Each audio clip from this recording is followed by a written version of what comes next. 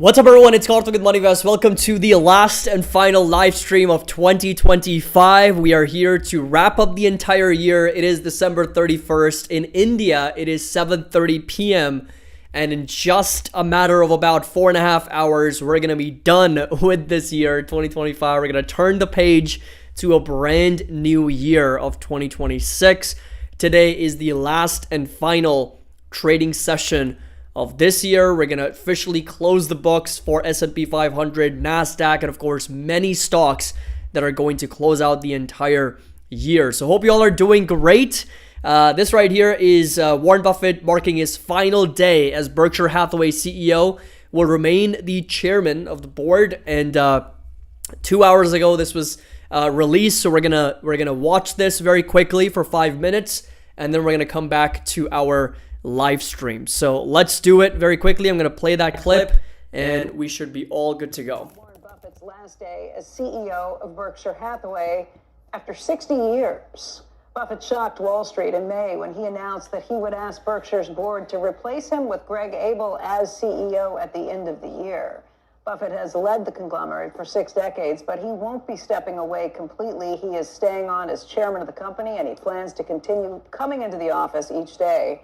In fact, he's there not only 5 days a week, but I think he comes in sometimes 6 days a week too, either a Saturday or a Sunday. Amazing. With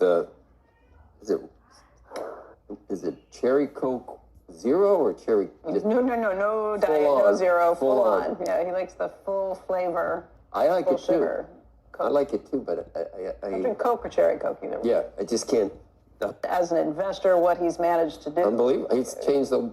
Yeah, I mean, one man can change the world, and he certainly did in the way that you invest. And I mean, how many people's lives has he enriched? Not just, I'm talking monetarily, but I'm sure for the NCA. Already, his plan is to give away more than 99.9% of all of his wealth. Give me a lollipop. Children are going to finish carrying that out for him. Yeah, they will. And Greg Abel is the person who Charlie Munger first kind of slipped at an annual meeting in May 2021 to say that Greg would be the one who would be taking. He did back then, yeah. So it was 2021 when he first slipped, but then it was this annual meeting, May of this year, when Warren Buffett surprised everybody in the auditorium by saying that he'd like to step down as CEO.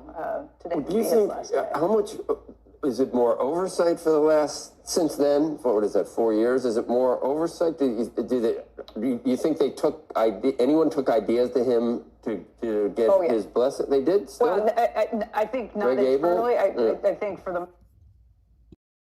So there you have it. Last day for Warren Buffett. He is going to step down after tonight, midnight. Greg Abel is going to be taking over the reins for Berkshire Hathaway.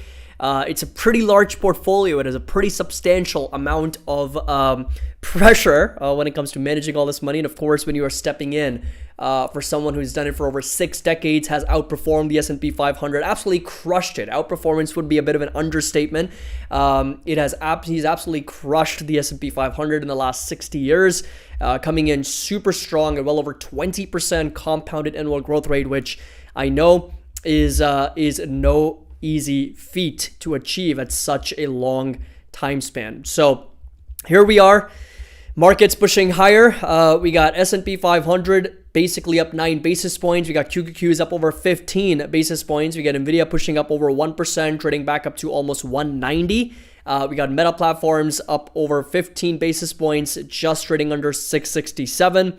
And then of course we've got Tesla pre-market right now also pushing higher, up over 66 basis points as well. Good part that he's donating over 99.9% of his wealth is going to be given away. So he did well in his life, 90 years old, normally on a deathbed, but he's still the CEO.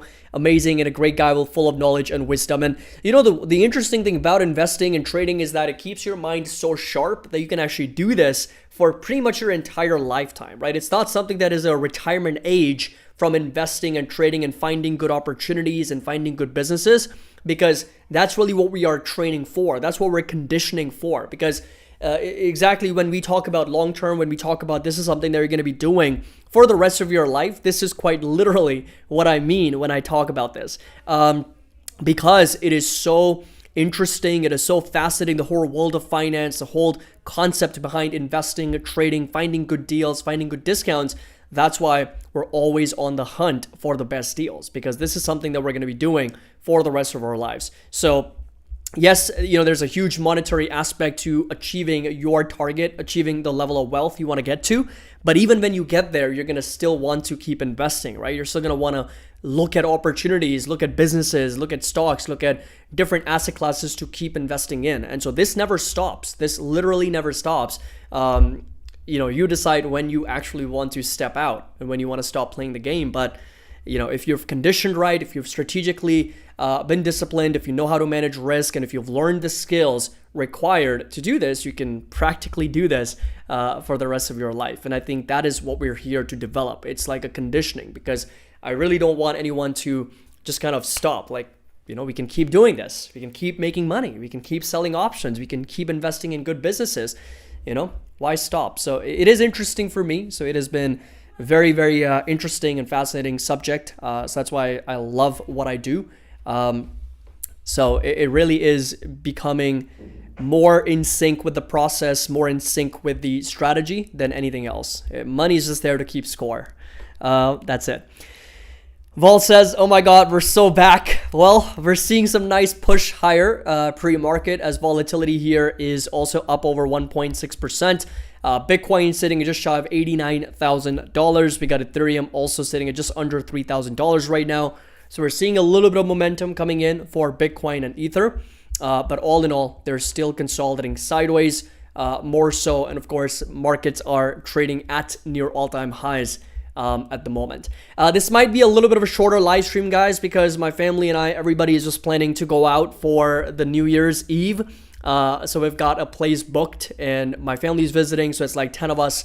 We're planning to leave for the New Year's Eve party because, like I said, it's 7:30 p.m. here. And so around 8 p.m. is when we're planning to leave in the next 30 minutes.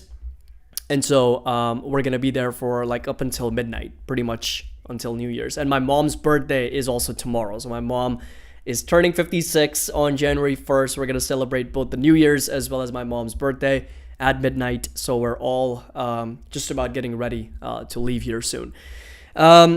Okay, good morning, everybody. Good morning, good morning.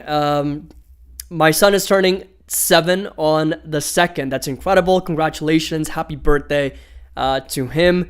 Just got paid what to buy, maybe more Netflix. We can take a look at Netflix as well. Cover call idea on VOO we'll take a look at. Good morning, MoneyVest community. Is a low volume for the market, typical for this time of the year, less than 50% of normal. Yes, it is pretty typical, but this is a pretty substantial drop in volume overall. I mean, I mentioned this in the yesterday's update. We're seeing a 60 to as much as 70% drop in volume. And if there is low volume, that basically means not a lot of shares are being traded. That means there's not a lot of activity. That means people are just out there enjoying holidays. And really the market is just on. The markets are trading, but not a lot of people are actually trading. Most of the institutional investors, traders, hedge funds, I mean, they're completely off until like January 4th or 5th. And as a result, we're not seeing a lot of activity. So yeah, I mean, so it's pretty normal, but this year it's been more so, it's been a lot lower than what we're used to seeing. So yeah, all in all, we've seen a pretty substantial drop in volume there. Let's take a look at covered call idea on VOO. So VOO is an index, right? So it's an ETF on the S&P 500. If you're okay letting your shares go, only then sell your covered calls, because VOO, you're not going to get a lot of premium unless you go pretty close to the money. So you'll notice that if I go over to VOO's options chain, and let's say we go out to, let's say 1 week, and if you look at the covered calls, you're not getting anything beyond 640, right? So anything beyond 640 is basically zeroed out. So anything under 640, 21 delta, but then 637 is about $1.45. 635 is going to be $2.35, but that is also going to be very close to the money. So as long as you're okay with that, only then look into selling calls on VOO. I really don't sell calls on long-term sort of index ETFs, index funds or ETFs, because one, they're not very volatile. Two, I'll have to go a little bit close to the money to get any decent premium. And as a result, I just don't bother with that. So Yeah, taking a look at Netflix here very quickly. So Netflix, of course, continues to pull back and keeps selling. In my opinion, it is starting to be a good value for money here, but if it does break down further, I think $80 to $83 is going to be that next support level to watch for Netflix. So yes, it is showing signs of some potential bear flag here. If it does break down, I'll be looking at picking it up around the $80 to $83 per share level. Okay. Enjoy the reunion. Thank you so much. Happy birthday to your mom. Thank you so much. I appreciate that. Thank you for the answer. Enjoy your family there. Perfect family time. What a coincidence. My mom's birthday is January 1st too. We are celebrating tonight her birthday party, and happy birthday to your mom. Thank you so much. I appreciate that, and happy birthday to your mom as well. That's great. Yeah, if you don't want to lose stocks, then I think it's best to just let it be. Just wanted to say thanks for the year and helping the community. Happy New Year to you and your family. Thank you so much, Ray. Happy New Year to you as well. Why not use SPY? Way more options volume there. Yep, so SPY, usually if your goal is to trade options on the S&P 500, SPY is significantly better than VOO because you have more optionality. SPY has more strikes, more expirations. You can essentially trade 0DT options on SPY. But if your goal is to simply invest and buy and hold a long-term ETF or an index fund, VUG or VO are kind of like our go-to ETFs. But if you are trading the S&P 500, then yes, SPY makes a lot more sense. So that is something to keep in mind as well for those. Let's take a look at IoT, Samsara. So we're seeing a pretty substantial drop here more recently, very, very oversold, Temoff. So I would put down a support level right about there at around $34.95, closer to $35. And all the way down to as low as around $31, $32 for IoT.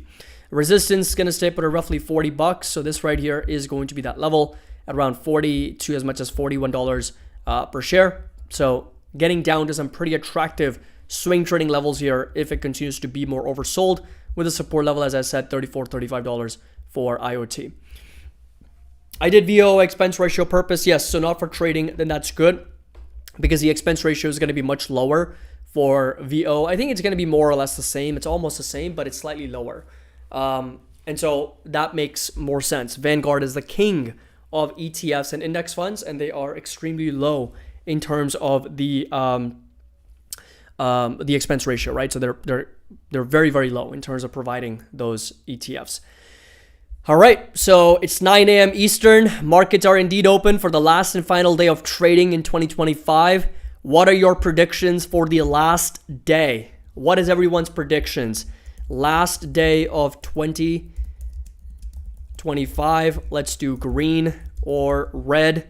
We're starting off essentially flat, slightly up on the day so far. But what are your predictions for the last and final day of 2025? I believe the first day of S&P 500 was green. I could be wrong, but let's take a quick look. So January 1st was right about... January 1st was slightly down. January 2nd. So January 2nd was slightly down 22 basis points, and December 31st, 2024 was down about 0.5%, 43 basis points lower. And very similar to this time around, we had closed down about 3.3% from all-time highs. And right now, the S&P 500 is pretty much at near all-time highs, down about 70, 80 basis points. But if you take a look at volume, back then, when we were in January of, December 2024, which is right about here. Yeah, right there. Volumes did drop, but not as much as what we're experiencing right now. Volumes did drop, below the average, but right now it's substantially less. It is significantly less than what we're used to seeing in the past. So we'll find out how the markets perform today. So I got 76% green, 23% red. Happy New Year, money investors. All the best to you and your family and everybody. That's incredible. We're really looking forward to another great year of gains and profitability. If not gains, but really good deals, because, on the Benner cycle, we also have 2026 listed there. So I think it's going to be quite an interesting time for us to see what the markets have in store for us in 2026.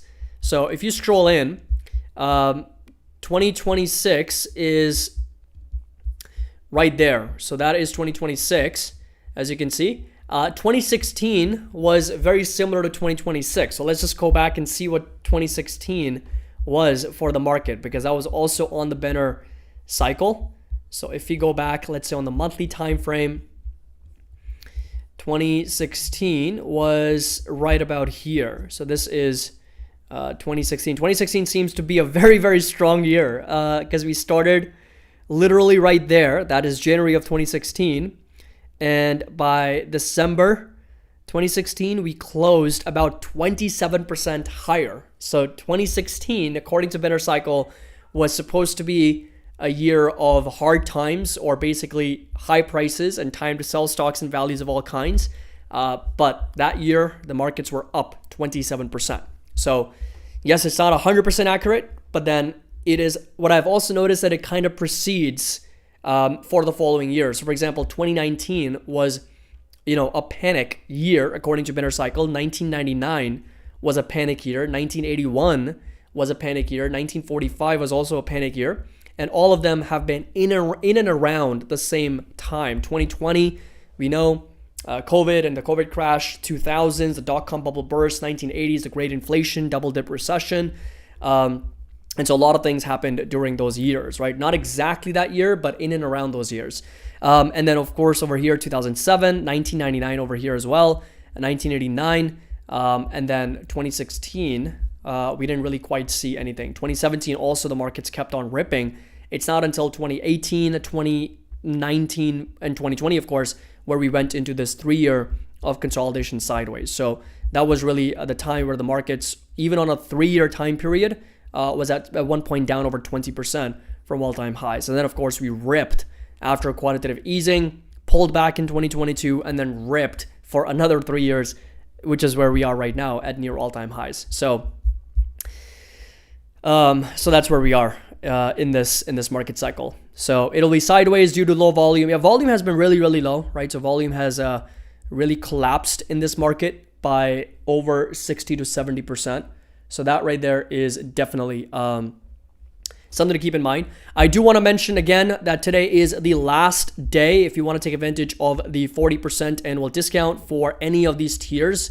The MoneyVest education comes with one-on-one Zoom calls with me each month. MoneyVest options course is also included with the middle tier for options trading. And then, of course, the first tier is the community tier. It gives you access to all the Discord access, real-time trade alerts, members-only videos, web and mobile version of the MoneyVest website as well. And we're going to be adding more features and more tools and more data on the website into 2026. So that is, we've got some big plans, allocating more resources to the website, to the data, and we're going to be building something incredibly solid. So if you want to lock this price in, today's the last day. It expires at midnight tonight. And all the individual courses with lifetime access are going to be 60 to 70% off. So it's the biggest sale of the year. And I'm sure TradingView is running some sales, Snowball Analytics, and a lot of different companies are running some very big deals and discounts. I've already upgraded TradingView, so I'm very excited to use TradingView Premium for the next year. So, all right, so come back to the individual stocks. Let's talk about HIMS. A couple of different questions around HIMS here, and then a few more questions I saw earlier. Nike rebounding from insider buying, WRBY, Zeta Global, and Coinbase Plus. Okay, so Coinbase and then Lucid, let's take a look at. So we'll just quickly go over those stocks here. So on the weekly time frame, HIMS is an incredibly volatile stock here, starting to break down further. I mean, this week it's down another 3%. And if it continues to sell off, unfortunately, we've got that next support down at $25. So this right here is going to be that level to watch with a resistance where it keeps getting rejected around $40 to $41 for HIMS and hers. So that right there is going to be the entire technicals for the stock here. Nike is seeing a nice little rebound up over 2.7%. Very strong support down to $58, $59. And of course, we're seeing a little bit of a breakout. Support level is going to stay put roughly at $61, $62, and a resistance all the way up to $69 to $70 for Nike. So that right there is going to be that level to watch, with a support level that's going to stay put at $58, $59. Coming over to WRBY. So Warby Parker, I think it's the one that actually provides you glasses, if I'm not mistaken. I used to have glasses from Warby Parker, if that's exactly how you say it. But pulling back, I haven't looked into this company a whole lot. $2.6 billion business. Looks like revenues are growing year on year, but profitability is not quite there. Quarter over quarter increasing a little bit better. And then in terms of valuations, we're looking at around, 6,000 times earnings, 26 times cash flow, but 3 times sales is where this company's at in terms of valuation. And we are seeing earnings per share also grow. And on a revenue basis, also expected to hit over 1.2 billion at some point. So in terms of technicals, weekly time frame, a lot of consolidation sideways. This right here is the overall uptrend of higher highs and higher lows. So that is the uptrend there. And right now getting rejected, a little bit of a triple resistance right here at $27, $28. And it's coming back down to that support. So I would put down a support right around here for Warby Parker. And that's going to be around $14 to $15 per share for this stock. So I would just allow it for it to come down further. So let the price come to you. What are your goals for next year, everyone? So yeah, we're going to be doing a private live stream regarding that. So anybody, obviously, if you want to join and be a part of the private live stream, definitely, consider joining, because we're going to be doing this private live stream going over all the mistakes, everything learned this year, which I think is going to be a bit more educational. And then really map out the next year's goals and targets. And once again, kind of revisiting, some of the goals and targets from this year, what the performance was, and then how we can improve and get better as a community, as investors, and what are some of the challenges that we're facing as a community, and also individually and personally as well.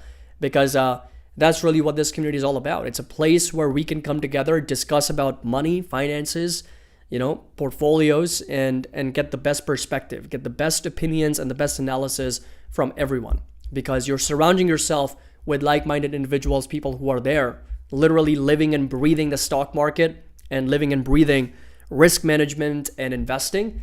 And that's where you get the highest quality opinions and perspective and analysis. And I'm the biggest believer of literally surrounding yourself. Like, your net worth is your network, right? Your network is your net worth, basically, however you say it. But my biggest goal was always to surround myself with like-minded people who are always looking to improve and grow and build wealth and help each other. So that's really what we have built, right? That's the main core philosophy, main core purpose of the community. So are we able to join your Discord with limited access to your Discord, or is the overall Discord only reserved for members? So the entire Discord is available for members. So whatever tier you're joined doesn't matter. You will have access to everything on Discord. So real-time trade alerts, and then of course all the engagement, all the different channels, everything is available. There's no specific segregation. Everyone has access to everything on Discord, regardless of what tier you join. So, all right, PayPal is curious to me. I'm starting to wheel it. What are my thoughts on PayPal? I think PayPal is a good wheeling stock because it continues to trade sideways in that range. It's been like this for the last 3 years. Support level is going to stay put at $57, $58. And if we do break down, next target's going to be $50 for PayPal. Resistance right now is going to stay put at $64, $65 for PayPal. If we do get a breakout above this, $79 to $80 is going to be that next level to watch. But PayPal has been struggling a lot, right? I mean, there always seems to be a resistance there. It also seems to kind of struggle to break out above those levels. And as a result, I was like, you know what? I'm done. There's a lot of opportunity cost of holding PayPal. And as a result, I was just done with it. Okay, let's take a look at Zeta Global. It looks like we've done some analysis on this, starting to break out to the upside. It also was looking a bit more like a bull flag breakout. Resistance is going to be at $22. So this right here is going to be that level to watch for Zeta. Support level $16 to as much as $17 for this stock here. So very, very nice momentum coming in. Lower highs and lower lows. A nice breakout to the upside. Resistance all the way up to $22. The very strong support at $16.94, as much as $17 for Zeta. All right, what are we looking at in terms of silver prices? Getting a nice little pullback again. Last 4 days have been incredibly volatile for silver. Up, down, up, and down, about 5% today. Support level is going to stay put at $70 an ounce. So this right here is going to be that level to watch for silver, all the way down to as low as $68 per ounce for silver as well. So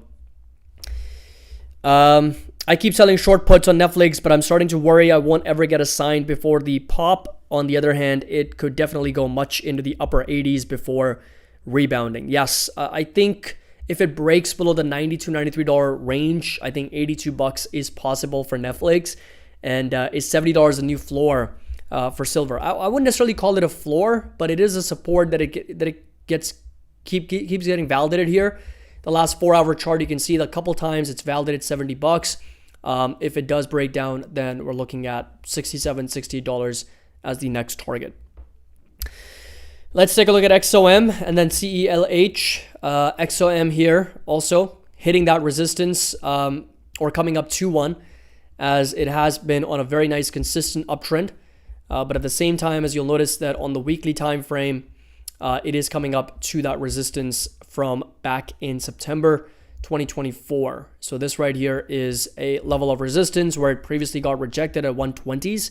But overall, I mean, this right here has been a very nice consistent uptrend of higher lows as well as higher highs for XOM. So that is the entire uptrend of higher highs and higher lows. If you come over to US crude oil, sitting at just over $58 a barrel, it has been on a pretty substantial downtrend of lower highs and lower lows. Of course, the peak was in 2022 at just over $123. And since then, it's been cut in half. Well, not just cut in half. It's down over 54, 55%. Yeah, so just cut in half since then. Taking a look at Celsius, so CELH. This has also been on our radar for some time. Support level validated at $39.40. So this right here was the area of support that we were watching. Nice little bounce back higher. Resistance is going to stay put inside this red rectangle. And if you do get a breakout above this, next target all the way up to $65, $66 for Celsius. So that is going to be that level to watch for this stock here. Okay, everyone. Like I said, I'm going to cut the live stream a little short today because we're going to be leaving soon, my family and I. So I really appreciate you all this year. Super grateful for this community and everything that we have built, worked towards, achieved, accomplished together this year in 2025. So thank you so much for being a part of this journey. Next year in February 2026, we complete 5 full years of MoneyVest. It's our 5-year anniversary.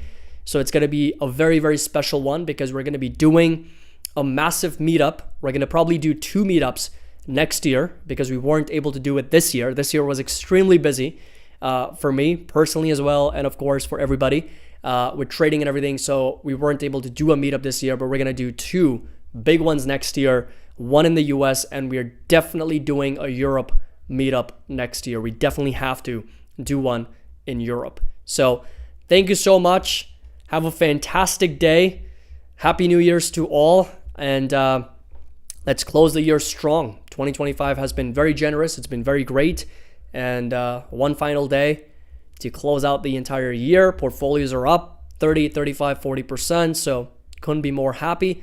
And I'm really hoping that everyone also is doing very well and has grown their portfolios, incredibly solid in this year. I'm really expecting to see some very nice gains from this year. So we'll do the private live stream, reflect on this year's performance, on the mistakes, on everything that we learned, and we'll look forward to 2026 moving forward. So Karthik, I have looked into your Patreon a couple times, but I always get uncertain to sign up. It always appears it's saying you pay and pay again at the end of the month. So you just have to do the annual subscription with 40% off. That's it. Then you'd never have to worry about payment because it's going to be locked in for that rate for lifetime, and you'll have the 40% annual discount as well. So that's all it is. But as I said, this will expire at midnight tonight. So if any questions, email me today, admin@moneyvest.com, and we can set up a quick call if you want to.